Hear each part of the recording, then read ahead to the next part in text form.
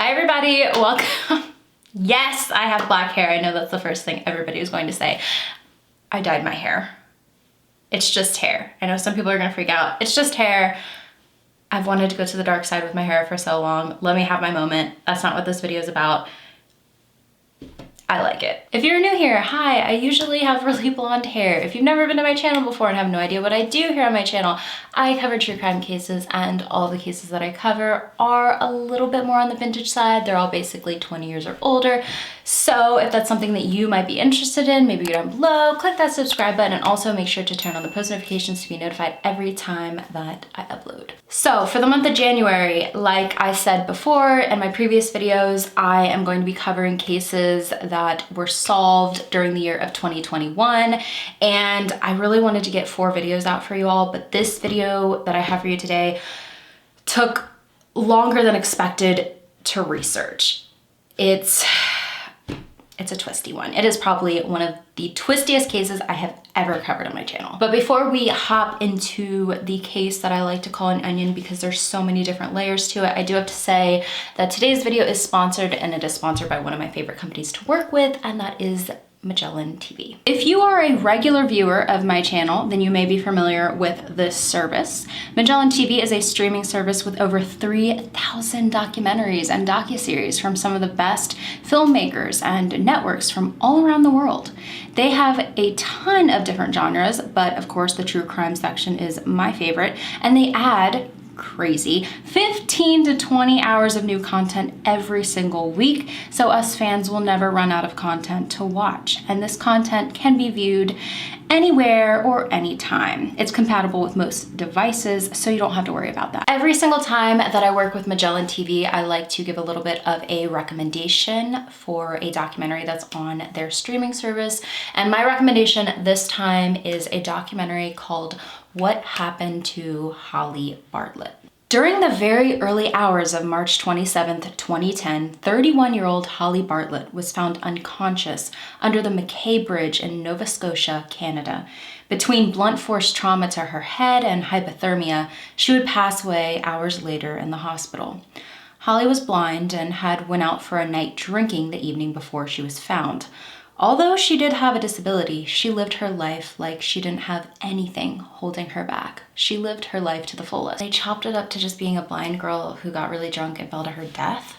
Her family knew that there was more to the story though, and that's when they started asking questions. And every time they started asking questions, they were basically told by police, you know, you all watch too much CSI, which is absolutely ridiculous. With the help of this documentary, they started diving back into everything, talked to some new experts, and they were able to find out what happened to Holly. It's a documentary that I extremely recommend, and if you want to check out that documentary or the over 3,000 other documentaries and docuseries on their service, make sure to go to try.magellantv.com/gabulosis or click the link in the description of today's video and you can start your free trial immediately. Thank you, Magellan TV, for sponsoring another one of my videos, and let's get right to today's case.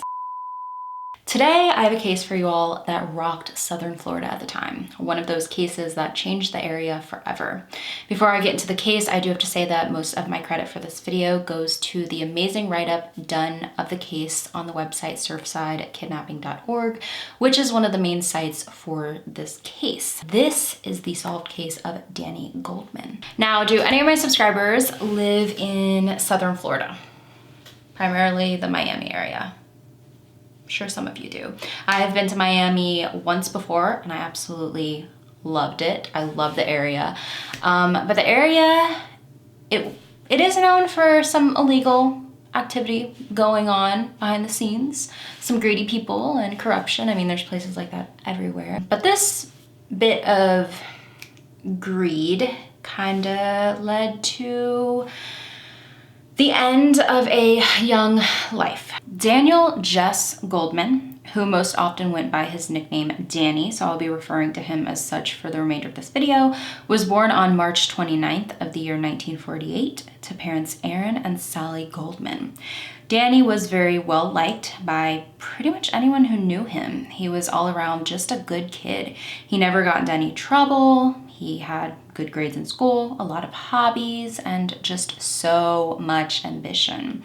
He had so many things he wanted to accomplish in life. He was 17 years old and a senior at Miami Beach Senior High School. When he wasn't focused on schoolwork, he was keeping busy doing some of the things that he enjoyed to do, and there were a lot of things that he enjoyed to do. One of his favorite things to spend his free time doing was learning about and repairing electronics such as ham radios and television sets. He was definitely a handyman when it came to electronics. He couldn't get enough of it. Since Danny had no siblings, he was basically his parents' entire world, and that was very obvious to anyone who knew his family. Not only was he his parents' main focus because he was their only child, but they cherished him because they really couldn't have any more children. Poor Sally had 3 miscarriages before she had Danny. She finally got pregnant with Danny. Sally and Aaron were so scared the entire pregnancy because they thought that she was going to miscarry again, but she thankfully didn't. Danny would be born premature though. He was basically a miracle baby. And after they had Danny, they tried to have another child and Sally would miscarry yet again. So they decided to just stop trying to have children after that. Danny's father, he was an incredibly successful and well-respected contractor and builder. His mother, on the other hand, was an interior designer. The family at the time in 1966, when this case takes place, they lived in the town of Surfside in southern Florida. Danny's family, they were well off financially, but repairing electronics was mainly how he made his own cash. When someone needed help fixing something electronic, they would call up Danny and chances are he knew exactly how to fix it. His parents, they had money, but he loved having something that he was good at and having his own money set aside that he made himself. He was a hard worker, and in the future, he was probably going to have some sort of a career with electronics. Other than that, he loved the water. He thoroughly enjoyed surfing. And at one point, he even had his own boat, which I'm sure he was very excited about because I can't imagine being a teenager and having your own boat. He definitely liked being out on the water. And like I said, they lived in the town of Surfside, and just by the name of the town, it was an oceanfront community, and it definitely had a very tropical feel to it. Anyone living there would really take advantage of the beach, and that is 100% what Danny did. If he wasn't at school or focusing on his electronics or being out on the water, he would be with his girlfriend. He had a girlfriend at the time. Her name was Sharon Lloyd, and he was just head over heels in love with her. They spent most of their time together and talked on the phone pretty much every night. It was just sweet, young love. Danny just overall was a well-rounded individual. He very much kept to himself in school. He was described as being quite shy. He definitely wasn't the type of teenager who disobeyed his parents or acted out in school. He did what he was told, had his own little hustle making money. He was kind, he was respectful. One little quote that was kind of funny, it came from a neighbor who lived across the street from the Goldmans. She described Danny as a nice, polite boy who was not one of those long-haired beetle types you see around, which is a little weird of a compliment, but I guess she was just trying to say that he was like clean cut and followed the rules. Danny's school, it was rather large. It was a pretty big school, bigger than mine was, and it had about 850 students in his high school, and he was just an average teenager living his life, and he had his eyes just gleaming for the future. Unfortunately, the model student, who never attracted much attention to himself, would be on the front page of every newspaper in the area and the victim of a tragic and completely baffling crime. The day that everything occurred would be March 28th of 1966, which, if you remember, his birthday was March 29th. So this happened the day before Danny was going to turn 18 years old.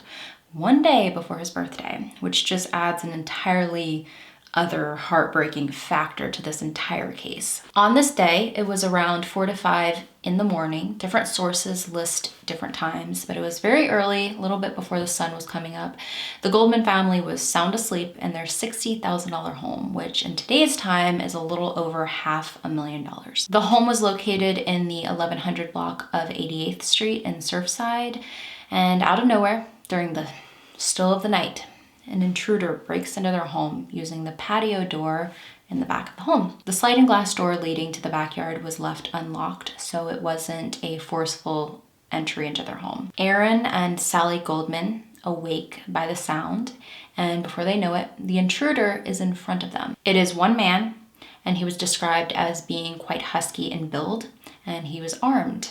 And this intruder called the two of them by their first name and told them that he demanded $10,000 in cash right then and there.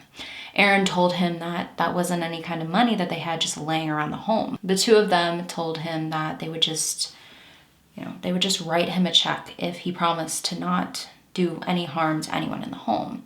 But that was not good enough for this intruder. The man bound Aaron and Sally's hands behind their back with a cord that he took from one of the blinds in the home. He didn't just tie their arms behind their backs though, he also stuck sharp objects in the knots of the cord, like scissors and knives, so that if they tried to get loose, they would ultimately cut themselves. He also covered their mouths with tape so that they couldn't scream for help. The intruder looked in Aaron's wallet, and whatever money was in his wallet was the only money that he found in the entire home. But he made it seem like finding money was his main priority. That was why he was there. All this commotion going on, it obviously woke the other person in the home, which was Danny. Danny came to see what was going on.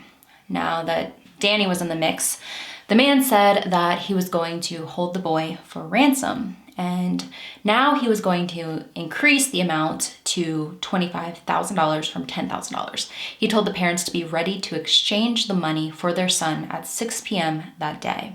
He told them that if they didn't have the money by 6 p.m., that he would up the money to $50,000 and that he would be calling them later for instructions for the delivery and that they should be ready to answer. Finally, he said that if they did not come up with the money at all, that he would take their son's life. This intruder then told Danny to get dressed immediately. Danny was obviously terrified for his life and did what the man said. After Danny got dressed, the man then tied Danny's hands behind his back and left with him, left the home, leaving Danny's parents behind. This intruder also didn't just take Danny and have a car ready outside to kidnap him in. No. This man drove off with Danny in Danny's own vehicle, which was a white Rambler sedan. The last words Aaron Goldman said to his son were, "Do what the man says." This is obviously a parent's absolute worst nightmare. It's something you couldn't even begin to imagine going through, but their mindset at this very time was to escape from being bound and try to call for help. And they finally managed to break free, but not without the help of somebody else. A little past 5 in the morning, one report said that it was about 5:20 a.m., a neighbor heard screaming. This neighbor was a bit scared and sent their 18-year-old son outside to check what was going on. Their son left the home and not much longer came running inside, telling his parents to call the police. This boy, his name was Phil, heard screaming coming from the Goldmans' home and was the one to go inside and help the Goldmans free their hands from behind their back. The two had managed to get the tape off their mouths, most likely from saliva, and they just started screaming as loud as they could, and that was definitely the right thing to do. In a situation like this, every second counts. One crazy thing that I have to note is that the Goldmans owned a dog, and that this dog didn't make a peep that night. This dog did not bark. The mother of the boy who helped free the Goldmans, she went on to say that it was so weird that the dog didn't make any sound because it was the type of dog, it was a little brown dog, that would bark even if a random car just drove past the house. It was so odd to everyone that this dog did not make any noise that night. The police were called immediately after Phil told his parents to phone the authorities. And this was the start of an extremely hectic, extremely twisty, confusing investigation. One that would take southern Florida by storm. At the beginning of this investigation, there was a lot being done all at once, and Sergeant David Hellman was one of the main men who was put on this case, and I want you all to remember that name. Well, Danny's parents talked to authorities and told them everything they could remember about what happened that night. It was all kind of a blur, which you kind of expect it to be because it all happened so fast, but they tried to recall every single detail. They weren't able to tell authorities what the intruder looked like because they didn't get a good look at his face, but they said he wasn't very tall and that he had kind of a husky build, like I stated before. Aaron described the man as being anywhere between 5 feet 8 inches tall to 5 feet 11 inches tall and weighing anywhere between 180 to 200 pounds. Aaron also stated that the man looked to be in his 50s and was wearing very dark colored clothing, like someone would wear to not attract too much attention to them while trying to break into someone's home. The man also had on a baseball cap and glasses with silver rims. They also said that the abductor had a specific walk, like he was disabled in some way. When it came to how the man spoke, since Danny's parents heard the man's voice, his voice was described as kind of having a Midwestern accent, which of course, all this isn't a whole lot to go off of, but it's a little bit, it's a start. And if they had any suspects in the future, these are some of the things that they would be able to use to help narrow down that list. While recalling all the details of what happened that night, there were a few things that were a bit odd to Danny's parents and authorities, and that was that although this man was doing something extremely horrible, he almost, while he was doing it, seemed thoughtful, or at least that's how they described it. For instance, the man did not completely destroy the home when he was searching for money. He kind of looked around gently, picking up stuff and placing it back down, looking inside of things and putting them right back where they were. The house was not destroyed in any way after what happened. Also, the man asked Sally if she was able to breathe okay when he was taping her mouth, and he also asked them if the cords were too tight when he was binding their hands behind their back. It's very weird. It was almost like he had never done this before and he didn't want to seriously harm them, but we don't know that for sure. But at the same time, although he was being kind of gentle, he did put scissors and knives in the cords, so it doesn't make any sense. This was all written down by authorities and kept on file regarding the case. Authorities that morning went to Danny's school and made it clear to all of the students that if anyone came across anything related to Danny's case or saw anything strange that stuck out to them, they needed to go to authorities about it. The main thing though, besides Danny himself, that the police were wanting to find was, of course, his car. The intruder, the abductor, drove off with Danny in Danny's own car. They ran a description of the car in the local newspapers and asked anyone who may see a car resembling Danny's car to contact them. Captain Richard Shelton of the Dade County Sheriff's Office said they were looking for Danny's car by wheels, water, and in the air, and they were putting a broadcast out about the case every 15 to 20 minutes. Helping this case was their main goal at the time, or at least it seemed like it was. And like I said before, Danny's parents, they had money to help. There would be a $40,000 reward eventually posted for anyone who had any information regarding the disappearance that could get them anywhere further in the case. You have to remember though, that the abductor told Aaron and Sally that he would be calling around 6 p.m. for the exchange. Well, he never called. No one ever called. They waited and waited and waited and nothing. No call ever came in. The day it happened, that was what they were hoping for above anything else. They just hoped that it would be a quick and easy exchange. They didn't care about keeping the money. They wanted their son back. Anybody would. The abductor leaving the home telling them what he told them was the last time they ever heard from this man.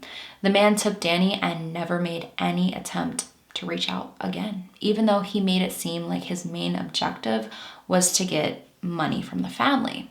The intruder was not wearing a mask when he broke into the home. it was dark, and because of that, they weren't able to see his face very well. But the fact that the man knew their names and the fact that the dog didn't bark, it was ringing in their head the question of whether they knew this man or not. Did this man know them directly? Aaron claimed he didn't know who the man could have been, but it seemed like he knew him from somewhere. To him, it was kind of one of those things where he couldn't put his finger on it. He met, so many people doing what he did in his line of work, and it was just frustrating for him. He was trying to figure out if he actually knew this man. The family, they were a decently wealthy one, so they figured that that was why they were targeted. To them at the time, it seemed like it had to be about money. But as we dive a little deeper into the case, you'll start questioning if robbery was the motive. And like I said multiple times before, it's a twisty one for sure. Now, when it comes to Danny's car was found surprisingly soon, only a few hours after the abduction. A woman named Mrs. Goodman went into work the morning Danny was abducted. It was around 9:30 a.m. in the morning, and yes, it was early that morning, but news of the kidnapping was already spreading like wildfire around the area. She was a secretary and parked in a metered spot to go into work that day, and she saw a car parked on a curb on Hoarding Avenue in Surfside. It immediately caught her attention because it was a white Rambler sedan with a Bahama license plate right on the front. The crazy thing is that she called the police to tell them about it. They basically told her it couldn't have been the same car because the license plate she read that was on the car, it wasn't the same number as Danny's. Well, it seems like they must have had the number wrong or something because it was his car. A cousin of Danny's drove past the car at around 4 p.m. and called authorities because he knew that it was Danny's. Only then did the police come to finally check out the car. Mrs. Goodman got off of work and basically saw 25 police officers surrounding the car, and she immediately knew that she had to have been right, and they could have gotten to the car like 8 hours earlier if they actually checked it out than when she called. So a crime lab came in to dust the entire car for fingerprints and see what they could find inside the car, which wasn't much. A reporter asked authorities if maybe Danny was in the trunk of the car. So police went to the Goldmans to talk to Danny's parents and get the keys. They went back to the car, opened the trunk, no Danny in the trunk. And they also searched the car and the outside of the car to see if there was any blood anywhere, and there wasn't. As for fingerprints, there were no fingerprints on the outside of the car or the inside of the car, but a fingerprint would be found on the sliding glass door that the abductor used to enter the Goldmans' home. Apparently, at some point, this intruder, before going to the Goldman home, ripped a little part of one of their gloves, and because of that, the glove did not protect the finger from leaving behind a fingerprint. The fingerprint and the description of the man would be what ultimately solved this case, but we will get to that later. Stay with me because this roller coaster is just catching speed. Now, other than getting the fingerprint on file and having that to look into, they also started looking into the gloves themselves. Authorities were able to tell what type of glove the abductor was wearing. He was wearing a Sterling brand glove, and this glove was designed for medical use, and this type of glove was made and sold in Canada, not the United States, which of course threw police off a bit. But a lot of people from Canada would frequent southern Florida because it was such a tourist destination. So due to that, authorities guessed that the abductor of Danny possibly bought the gloves from someone locally who had come down to visit from Canada. Do you remember that this case was before internet and you couldn't just order something from Canada? You had to kind of get it like firsthand. Authorities did reach out to the Canadian Medical Association because they were medical gloves, and they, up in Canada, tried hard to help in any way that they could, even running a letter in the newspaper about the case and the gloves, but nothing really came of this attempt at all. I guess maybe they were trying to see if they could track down exactly where the gloves may have came from, and maybe if anyone in Canada remembers selling the gloves to anyone down in Florida while they were visiting. Either way, this really went nowhere. Now, is everyone ready for one of the biggest twists in this case? Here we go. During the investigation, of course, authorities have to look at every part of the case. They have to look at Danny himself, but also other people that knew him, and of course, his parents. It was soon discovered by police that Aaron Goldman was on the board of directors at a local bank, 5 Points Bank. While he was a board member, he saw a lot of illegal activity going on at this bank. He was an investor himself, and these practices going on really affected him, so much so that he decided to report them to the FBI. Basically, he was messing with a lot of people with a lot of money. It was only a couple days prior to his son's abduction that he spoke to the FBI again regarding this. So, does this not completely change your opinions of what the motive may have been for taking Danny? That possibly it wasn't money they wanted, maybe it was doing something directly to Aaron Goldman as punishment for him going to the FBI and distracting him enough with his son's disappearance to prevent him from furthering his goal of stopping the illegal banking practices going on at his bank. But this wouldn't be a theory truly and deeply looked into until people who immensely cared about Danny's case many years later came together to help solve it. Danny's case was once on the cover of nearly every newspaper in the area of southern Florida. It would even make national news, but like any case over time, with very little updates coming in, people moved on. Danny's remains were never located, and the abductor never made any attempt to collect the money he acted like he so desperately wanted. This case was pretty much at a standstill for decades. Danny's parents did everything they could and tried to make sure his memory was never forgotten, but their efforts were always met with another dead end in the case. But in the year 2012, 10 years ago, a group of men came together with the goal to discover who the abductor was and possibly piece together what exactly happened to Danny Goldman. Aaron Goldman had passed away in the year 2010, and Sally Goldman passed away in February of 2012.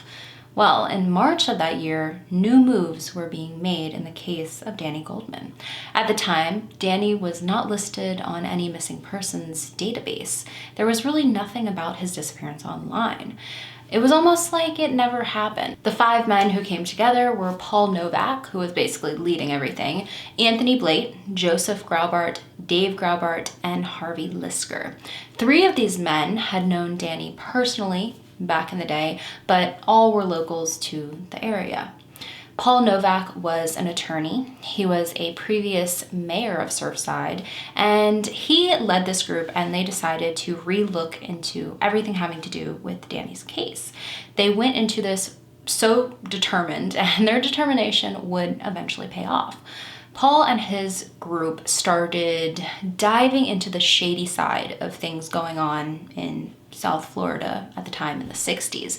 They spent hours and hours and so much money. They went through hundreds and hundreds of documents and newspaper articles and notes and just so many files. Like I said before, Aaron Goldman was in communication with the FBI about illegal stuff going on at the bank that he was a board of director at. He was an original member of the board of directors at this bank. One of the main things that he told the FBI about was the fact that there were unsecured loans being fostered at the bank by new officers at the bank. The volunteers found that those loans included cash and assets flowing to associates of people like Santo Trafficante Jr., who was one of the biggest mafia bosses of all time and ran the Trafficante crime family. Also, Meyer Lansky, who was known as the mob's accountant and helped develop the National Crime Syndicate, which they were involved in too much crime to even begin with in this video. Other than Santo and Meyer, we also have loans that were flowing to associates of Jimmy Hoffa. There was just a lot of money laundering going on in the banks of Miami at the time. There was some huge concealing of money flow, and even the bank Aaron Goldman was a board member of before, which was Miami National Bank, it had basically been taken over by money laundering. The next bank going down that same route was 5 Points Bank. Only 3 months after Danny's abduction, 19 directors and officers at 5 Points Bank were indicted for federal fraud. Aaron wasn't one of them though, because he was one of the people trying to stop it, but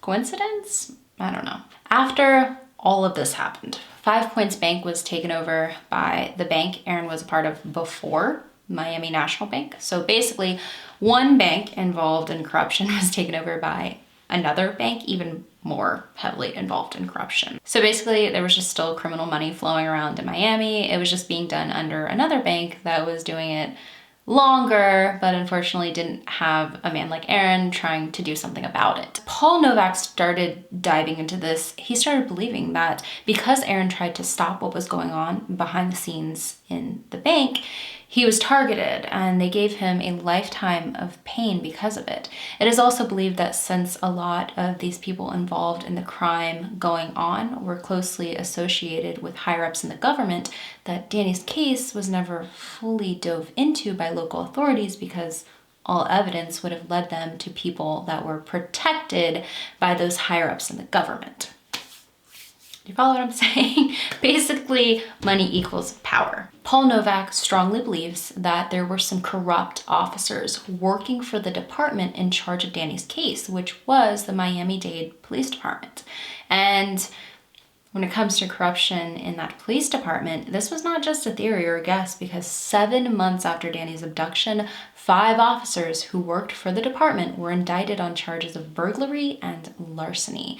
One of those officers was none other than Sergeant David Hellman, one of the main people put on Danny's case. Yeah, but in the end though, the charges against the 5 officers were dismissed.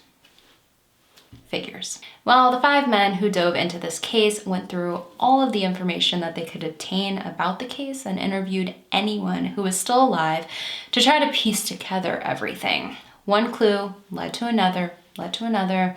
They looked into a lot of different crimes happening in Miami at the time to see who was involved in those crimes, and they landed on 2 individuals who really stuck out to them. Those 2 men were named Joe Cacciatore and George DeFeese.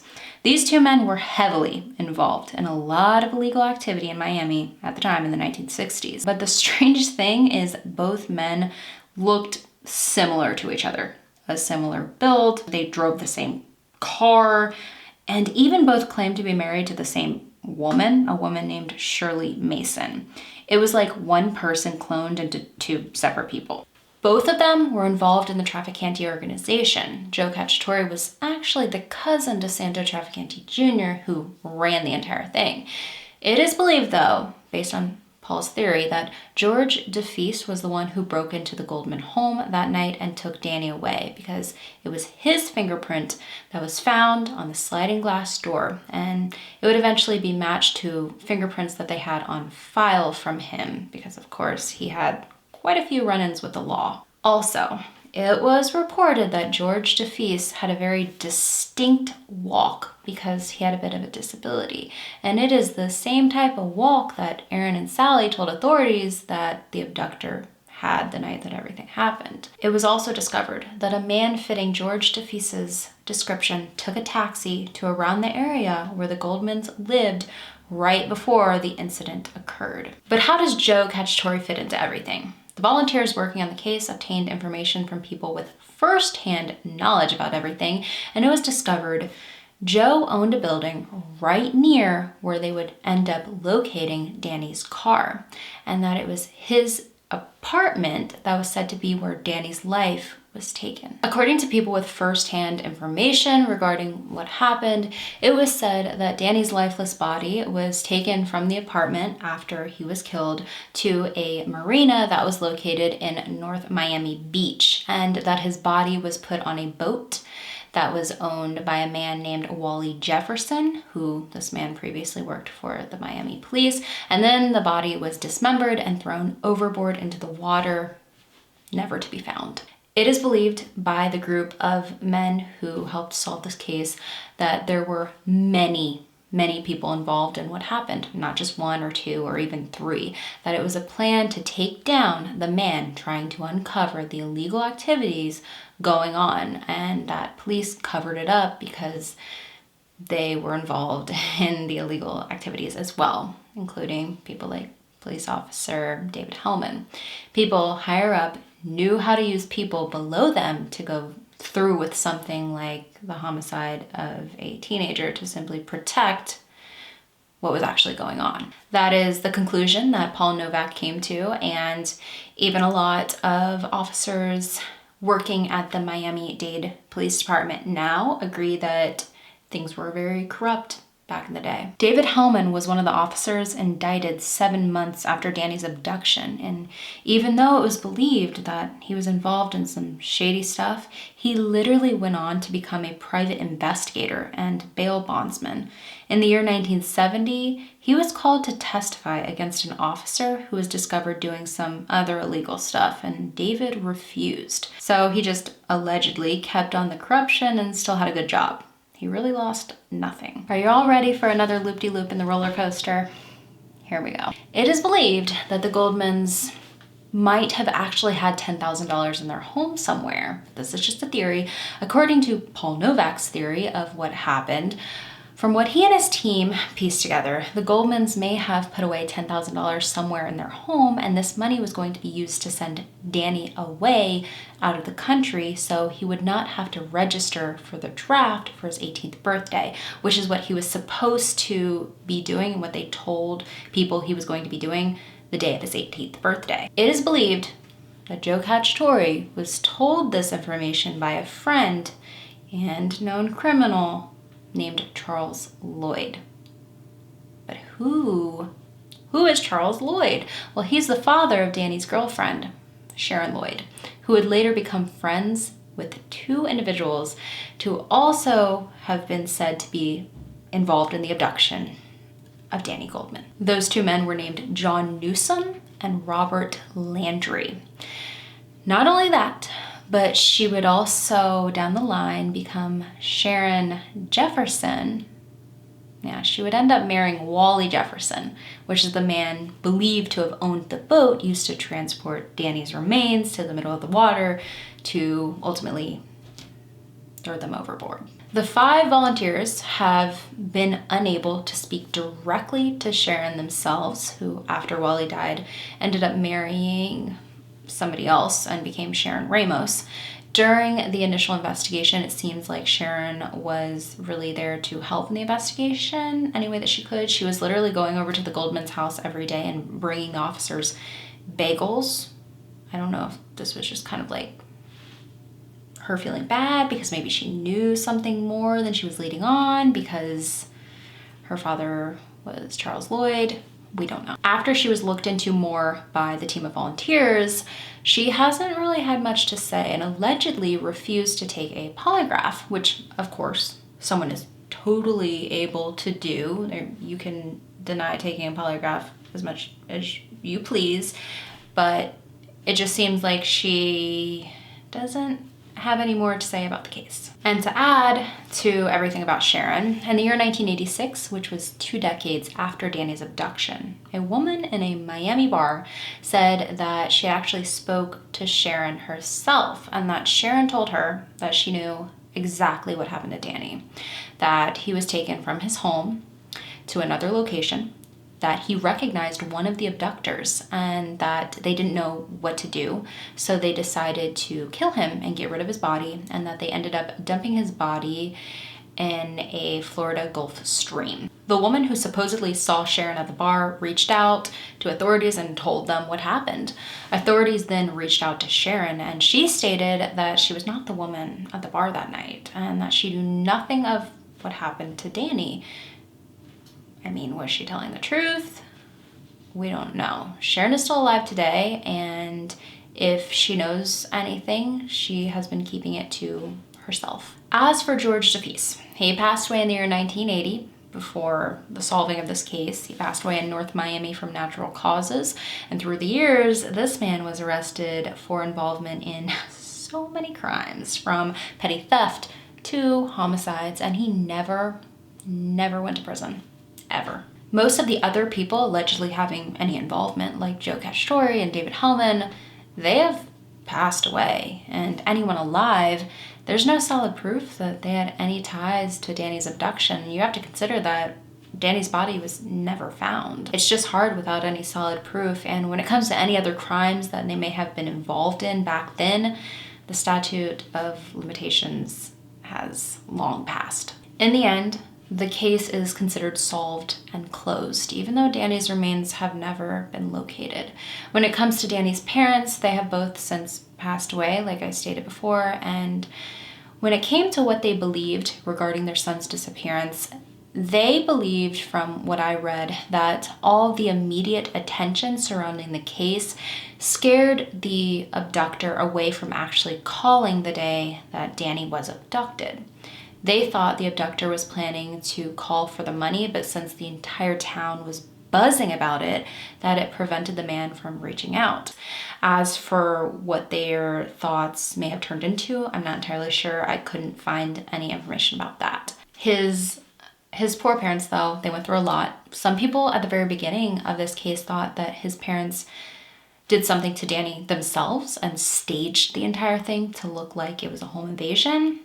But due to the fingerprint found on the sliding glass door, this would be proven to be false. They didn't do anything to their son. They would keep his room the same for many years to come, even leaving his electronic fixing tools right where he had left them on the floor, and they never changed their phone number, just in case the kidnapper or Danny ever needed to call. Danny's loved ones, they have basically all passed away, having no idea the true reason for what happened and what Danny's fate would become. They always held hope that some new information would come forward, but they never saw it during their lifetime. As for the $10,000 that was supposedly said to maybe be in the Goldman's home, I never found any information of police coming across $10,000 in the home.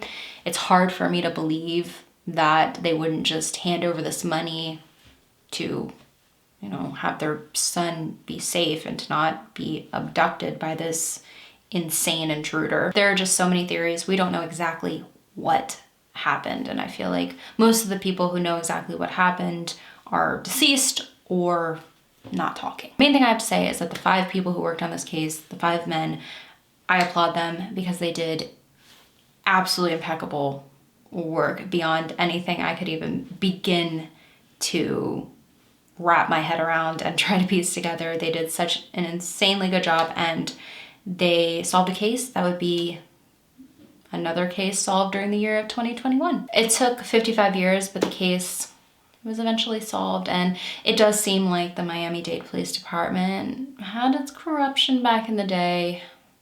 But the cold case unit for the department did work alongside the group of men to help eventually solve this case at the current time. This is just one of those cases that, although it's solved, you really never know if more information is going to pop up. Maybe somebody who was involved back in the day who's still alive may come forward with new information. It's just, you never know.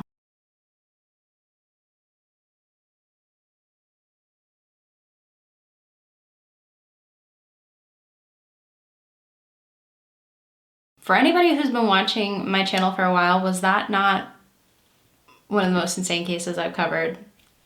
And I know it's going to be one of my longest. I have so many pages of research, and if you want to learn more about this case, I have all my sources linked down below in the description, because there's a lot to this case. I'm surprised that I condensed it this much.